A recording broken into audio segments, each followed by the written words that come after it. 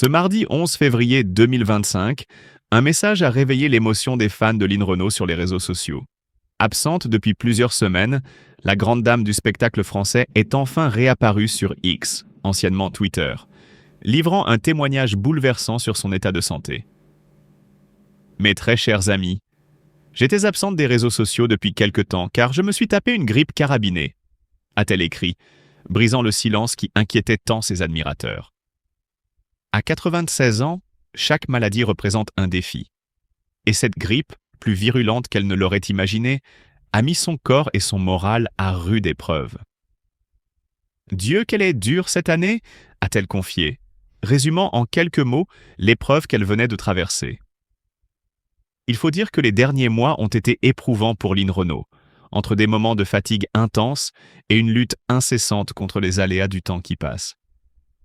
Les jours de silence ont nourri l'inquiétude parmi ses fans, qui redoutèrent le pire. Mais contre toute attente, Lynn Renaud, avec la force et la détermination qui la caractérisent, a su affronter cette épreuve avec courage. Son retour sur les réseaux sociaux était donc un véritable soulagement pour tous ceux qui la suivent et l'admirent.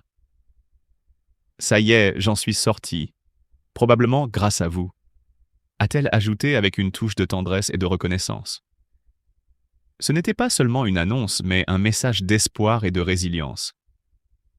L'icône du music hall et du cinéma, toujours empreinte de bienveillance, a tenu à exprimer sa gratitude envers ceux qui lui ont envoyé des pensées positives et des encouragements. Tous les messages que vous m'avez fait parvenir m'ont fait un bien fou. Votre gentillesse, vos encouragements, tout ça fait du bien et je vous en remercie du plus profond de mon cœur.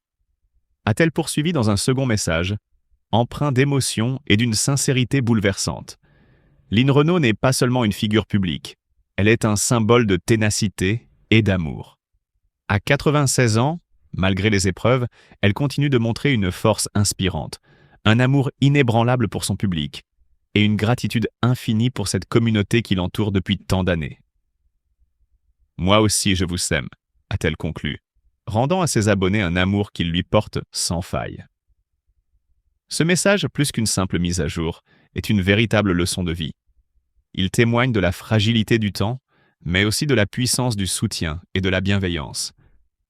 Lynn Renaud, avec sa voix empreinte de sagesse et de tendresse, rappelle à tous que même dans les moments difficiles, l'amour et la solidarité sont des forces inestimables. Alors que cette année semble déjà marquée par des épreuves, elle prouve une fois encore qu'avec du courage et du soutien, on peut toujours en sortir plus fort. Et si cette grippe carabinée l'a affaiblie, elle ne l'a pas vaincue. Lynn Renaud est toujours là, lumineuse, émotive, et prête à continuer à illuminer nos vies par sa simple présence.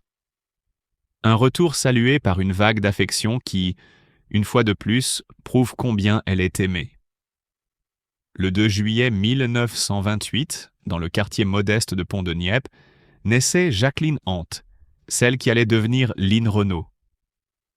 Dès l'enfance, elle chantait, perchée sur un tonneau dans le café de sa grand-mère, faisant danser les âmes fatiguées par la guerre. Mais derrière les éclats de rire et les mélodies entraînantes, une ombre pesait sur son cœur. L'absence d'un père, prisonnier loin d'elle, un vide qu'elle n'a jamais su combler. À 96 ans, Lynn Renaud vit ses derniers jours dans un silence pesant. Son regard, autrefois vif et pétillant, semble s'être éteint peu à peu, comme une étoile s'effaçant dans l'immensité du ciel.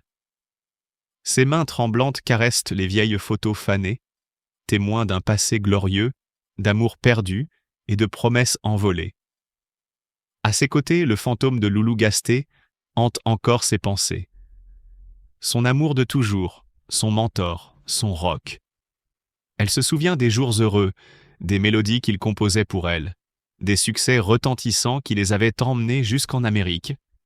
Mais aujourd'hui, tout cela n'est plus que poussière. Dans sa maison silencieuse, le temps semble suspendu. Les visites se font plus rares, les amis d'autrefois disparaissent un à un. Elle soupire en feuilletant ses souvenirs. Les paillettes du music hall, les feux de la rampe, les salles combles l'acclamant. Tout cela lui paraît désormais si lointain. Que reste-t-il de nous quand les projecteurs s'éteignent ? Murmure-t-elle parfois, le regard perdu à travers la fenêtre, où le vent d'hiver siffle une mélodie funèbre.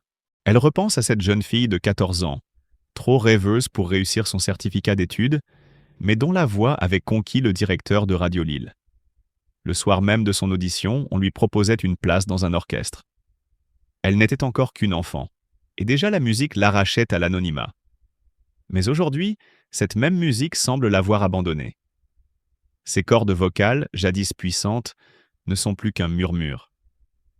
Le silence est devenu son seul compagnon. Paris, 1945. La guerre s'achève et les cendres encore fumantes de la capitale renaissent sous les lumières du Music Hall. Line, elle, y trouve son premier engagement, aux Folies Belleville. Elle danse, elle chante, elle enchante.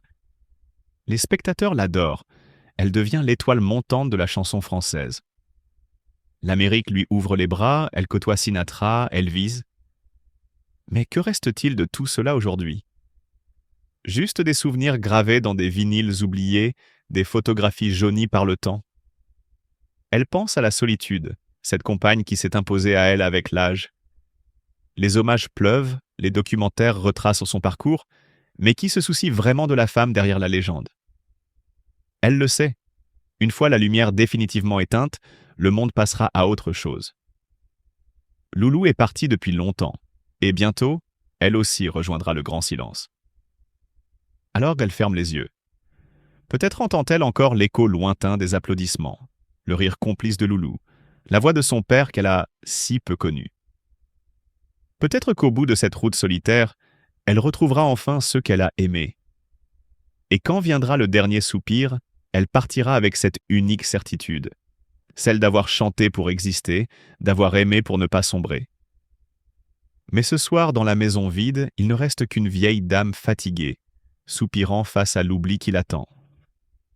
Line Renaud, icône intemporelle de la chanson et du cinéma français, affronte aujourd'hui l'une des épreuves les plus cruelles de l'existence, le poids des années et l'inexorable déclin de la santé. À 96 ans, elle, qui fut autrefois une étoile brillante, capable d'embraser la scène par son charisme et sa voix envoûtante, se trouve aujourd'hui face à un ennemi qu'elle ne peut ni dompter ni apprivoiser: la vieillesse. Sa vie a été une succession de triomphes éclatants. Plus de 80 ans de carrière, 86 films et téléfilms, 25 albums, 114 singles, 12 pièces de théâtre. Un palmarès exceptionnel qui témoigne de son dévouement inébranlable au monde du spectacle. Depuis 1991, elle n'a jamais cessé d'apparaître à la télévision française, offrant année après année sa présence lumineuse à un public fidèle. Entre 1947 et 1989, elle a sorti au moins un single par an, un rythme effréné que peu d'artistes peuvent revendiquer. Mais aujourd'hui, la scène est silencieuse, les projecteurs se sont estompés et l'ombre d'un chagrin profond envahit son regard. Les douleurs physiques se font plus pressantes, les gestes du quotidien plus incertains.